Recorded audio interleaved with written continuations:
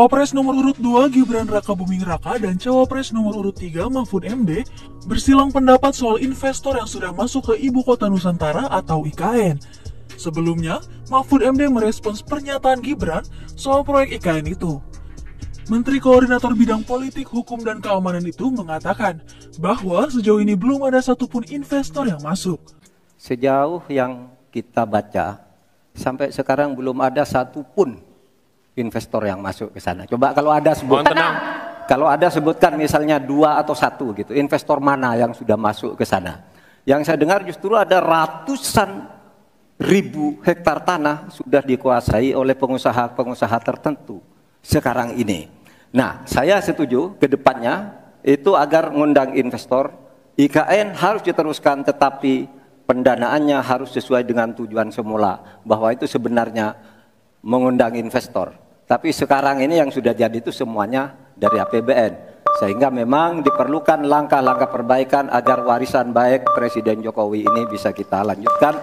Terima kasih, selesai. Merespons hal tersebut, Gibran meminta agar Mahfud menelusuri informasi dimaksud melalui mesin pencari Google. Dia menyebut sudah banyak investor yang masuk dari beberapa grup perusahaan besar seperti Mayapada dan Agung Sedayu.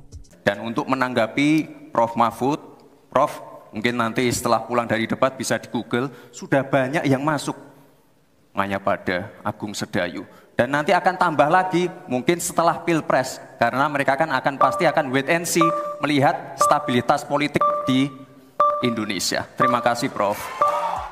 Adapun berdasarkan data pemerintah, beberapa investor memang sudah menyatakan niatnya untuk berinvestasi pada mega proyek tersebut. Misalnya, komitmen investasi untuk pembangunan IKN tahap 1 mencapai 200 triliun rupiah. Sementara itu, kebutuhan investasi hingga 2024 diperkirakan mencapai 466 triliun rupiah, dengan 19% diantaranya berasal dari APBN. Di samping itu, minat investor ke IKN ditunjukkan dengan penerimaan oleh pemerintah sebanyak 305 surat pernyataan minat investasi atau letter of intent untuk IKN dan investor dalam dan luar negeri. Dari jumlah ini, 172 letter of intent berasal dari investor domestik Indonesia, sedangkan 133 sisanya merupakan minat investasi asing dengan Singapura, Jepang, Malaysia, dan Cina sebagai beberapa negara teratas yang menyatakan minatnya. Adapun realisasi dan target investasi IKN sudah mencapai 45 triliun rupiah. Pemerintah Indonesia menargetkan jumlah investasi yang masuk hingga akhir tahun ini mencapai angka yang sama.